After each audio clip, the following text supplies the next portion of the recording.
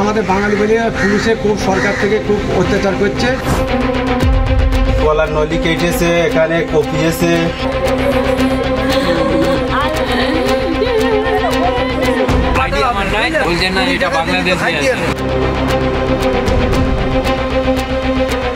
ওখানে আমাদেরকে বসে রাখছে, বহুত অত্যাচার করছে। আমরা কুচবিহারি, আমরা বাংলাদেশি না।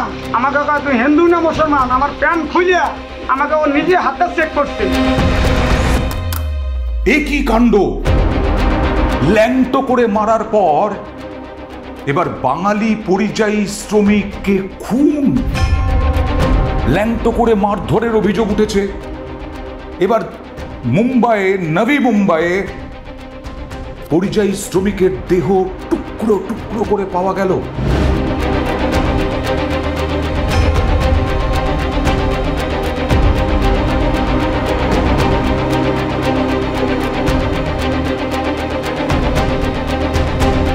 গলার নলি কেটেছে, এখানে কপিয়েছে, কেটে পিস পিস করে বস্তা বন্দি করে ওকে নিয়ে খালে পুঁতে রেখেছে। আমরা দিদির কাছেও অনুরোধ করছি যে দিদি, এই পরিযায়ী শ্রমিক বারবার এরকম খুন হচ্ছে, আপনারা একটু দেখুন। বাংলা ভাষার উপরে আজকে ভাষা সন্ত্রাস চলছে এবং বাংলা ভাষায় যারা কথা বলে তাদের উপর খুব অত্যাচার হচ্ছে। আর আজকে বাংলা ভাষায় কথা বললেই তাকে জেলে নিয়ে যাওয়া হবে, এটা আমি মানতে পারছি না। একটু শুনুন। সেটা হচ্ছে যে গত কয়েকদিন ধরে বাঙালি অস্মিতা একেবারে হাতিয়ার করে নিয়েছে তৃণমূল কংগ্রেস। দিকে দিকে, বিশেষ করে বিজেপি শাসিত রাজ্যগুলোতে, সে দিল্লি হোক, হরিয়ানা হোক, ওড়িশা হোক, মহারাষ্ট্র হোক বা আসাম, এই সমস্ত জায়গায় পরিযায়ী শ্রমিকদের প্রচুর ছবি আসছে। তাদেরকে ডিটেনশন ক্যাম্পে রাখা হয়েছে, তারা বাংলা ভাষায় কথা বলে বলে তাদেরকে বাংলাদেশি তকমা দেওয়া হয়েছে, এরকম অভিযোগ ভুরি ভুরি আসছে। মুখ্যমন্ত্রী মমতা বন্দ্যোপাধ্যায় গর্জে উঠেছেন।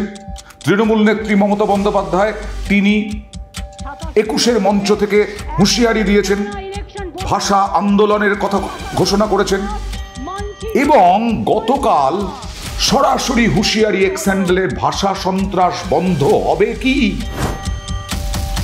তৃণমূল নেত্রী মমতা বন্দ্যোপাধ্যায় তিনি এই প্রশ্ন রেখেছেন, ভাষা সন্ত্রাস বন্ধ হবে কি?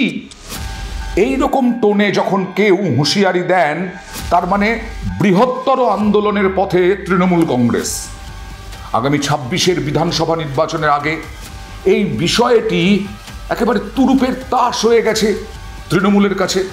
কারণ বাঙালি অস্মিতা, একদিকে বঞ্চনা, আরেকদিকে বাঙালি অস্মিতা।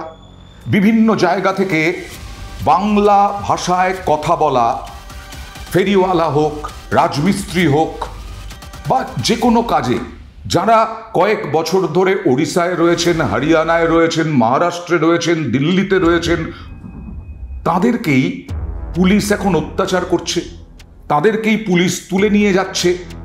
দিকে দিকে এই প্রচার, এবং সেই প্রচার এখন চরম হাতিয়ার তৃণমূল কংগ্রেসের।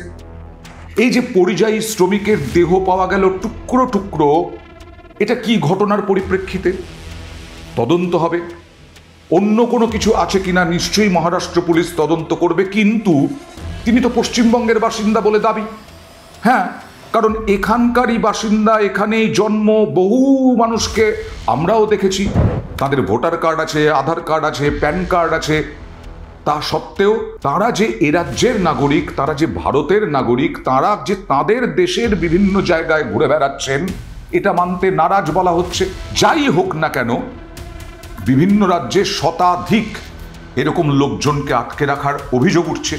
তারাই ভিডিও পাঠাচ্ছেন, তারাই বলছেন এখান থেকে আমার ছেলেকে ধরে নিয়ে গেছে পুলিশের ডকুমেন্ট ছাড়াও, আমাদের বাঙালি বলে আমার ছেলেকে তুলে নিয়ে চলে গেছে। কোথায় নিয়ে গেছে আমরা কোনো খোঁজ পাচ্ছি না। আমাদের বাঙালি বলে পুলিশে খুব সরকার থেকে খুব অত্যাচার করছে। ওখানে আমাদেরকে বসে রাখছে, বহুত অত্যাচার করছে। আমরা কুচবিহারি, আমরা বাংলাদেশি না। আমাকে তুই হিন্দু না মুসলমান, আমার প্যান্ট খুলিয়া আমাকে ও নিজে হাতে চেক করছে। এটা থেকে অস্বীকার করা যায় না, কারণ পরিযায়ী শ্রমিকদের মুখেই আমরা শুনছি যে তাদেরকে আটকে রাখা হয়েছে, তাদেরকে ল্যাংটো করে মারা হয়েছে, তাদের পরিবারের কাউকে খুন করা হয়েছে। এটা তাদের মুখ থেকে যেমন শুনছি, তাদের পরিবারের মুখ থেকেও শুনছি।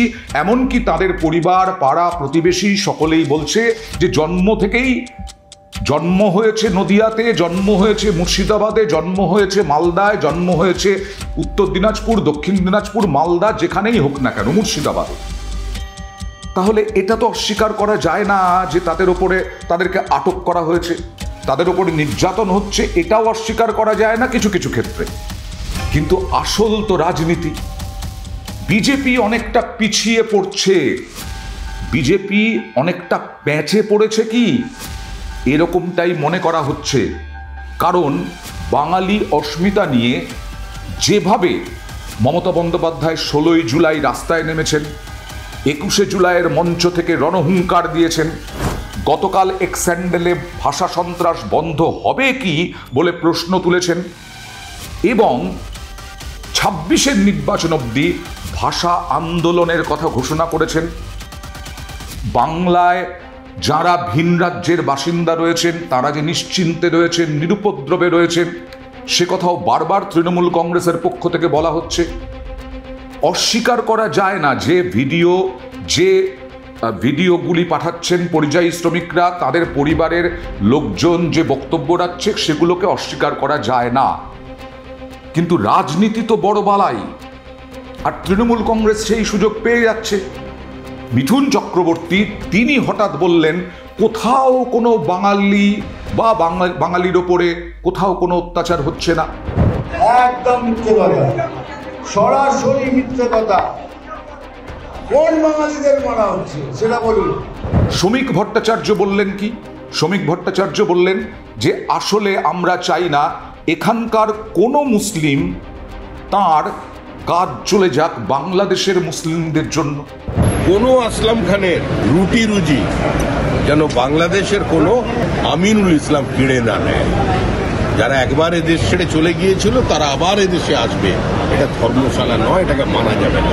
অনুপ্রবেশকারী নিয়ে প্রচুর বিতর্ক হয়েছে, অনুপ্রবেশকারী নিয়ে বাকবিতণ্ডা হয়েছে, তরজা হয়েছে। কিন্তু আবার বলছি, এরা যে সবাই বাংলাদেশি এটা কি করে প্রমাণিত? কেন তাদেরকে হঠাৎ করে আটক করা শুরু হলো? কেন তাদেরকে হঠাৎ করে ডিটেনশন ক্যাম্পে রাখা হচ্ছে? এর আগে তো হয়নি। গুরুগ্রামে আমরাই গিয়ে দেখেছি, গত কয়েকদিন ধরে পুলিশ আসছে রাত্রিবেলা, এসে পুরুষদেরকে তুলে নিয়ে যাচ্ছে, মহিলাদেরকে তুলে নিয়ে যাচ্ছে, বাচ্চাদেরকে তুলে নিয়ে যাচ্ছে। এরকমটা হতো না, সেই কারণেই আরো বেশি করে উত্তপ্ত হচ্ছে পরিস্থিতি, গরম হচ্ছে রাজনীতির হাওয়া। কিন্তু বিষয়টা হচ্ছে, বিজেপি কি এখন প্যাঁচে পড়ে গেছে? অনেকেই তাই মনে করছেন। একদিকে যদি বিশ্লেষণ করি, 2024-2021 বঞ্চনা বঞ্চনা বঞ্চনা, 100 দিনের কাজে বঞ্চনা, আবাসের টাকায় বঞ্চনা। হ্যাঁ, দুর্নীতির অভিযোগ উঠেছে তৃণমূল কংগ্রেসের বিরুদ্ধেই, কেন্দ্রও বলেছে। কিন্তু তৃণমূল কংগ্রেস যেভাবে বোঝাতে পেরেছে সাধারণ মানুষকে, বিজেপি বোঝাতে পারেনি। তাই 21-এ এতটা ভালো ফল করেছিল তৃণমূল, এবং 2024-এর লোকসভা নির্বাচনেও তৃণমূল বড় সড় সাফল্য পেয়েছে। এবারও এটাই মনে করা হচ্ছে, বঞ্চনা যেমন একটা ইস্যু রয়েছে, বাঙালি অস্মিতা তার সঙ্গে সঙ্গে হাতিয়ার করছে তৃণমূল। কারণ বিজেপি হিন্দু মুসলিম করছে। অনেকেই বলছেন যে শ্রমিক ভট্টাচার্য তার থেকে একটু দূরে, হিন্দু মুসলিম যারা করছেন যে সমস্ত নেতৃত্ব, শ্রমিক ভট্টাচার্য সবার ভোট চাইছেন। কিন্তু তৃণমূল যেভাবে বোঝানোর চেষ্টা করছে, তাতে অনেকেই গ্রামের মানুষ, মফস্বলের মানুষ, আমি যাতায়াতের পথে অনেক মানুষের সঙ্গে কথা বলেছি যারা স্বল্প আয়ের, যারা নিম্নবিত্ত, তাদের কানের মধ্যে কিন্তু ঢুকে গেছে যে কেন বাঙালিদের ওপর এরকম অত্যাচার হবে? এখানে তো অন্য রাজ্যের, ভিন রাজ্যের মানুষে ভরে গেছে, তারা তো নিশ্চিন্তে থাকেন। ঠিক তৃণমূল যেমনভাবে বলছে, ঠিক তেমনই তাদের কথা বলা। তারা বলছেন যে ভিন রাজ্যে গিয়ে কেন এরকম হেনস্থা হতে হবে বাঙালি পরিযায়ী শ্রমিকদের। তাহলে এর মধ্যে অঙ্কটা কি মিলছে? অর্থাৎ তৃণমূল কংগ্রেস কি ডিভিডেন্ড পাবে আগামী 26-এর বিধানসভা নির্বাচনে? যেভাবে এগোচ্ছে বিষয়টা, পুজো পর্যন্ত অন্তত এই প্রচার ব্যাপকভাবে চালিয়ে যেতে সক্ষম তৃণমূল তাদের সাংগঠনিক দিক থেকে। এবং ভাষা আন্দোলন ঘোষণা করে দিয়েছেন তৃণমূল কংগ্রেস নেত্রী। সেই ভাষা আন্দোলন বিজেপি কিভাবে রুখতে পারে, কিভাবে মোকাবিলা করতে পারে? যেহেতু বিজেপি শাসিত রাজ্যগুলিতে হচ্ছে, সেহেতু আরও বেশি করে তৃণমূল তাদের অক্সিজেন পাচ্ছে।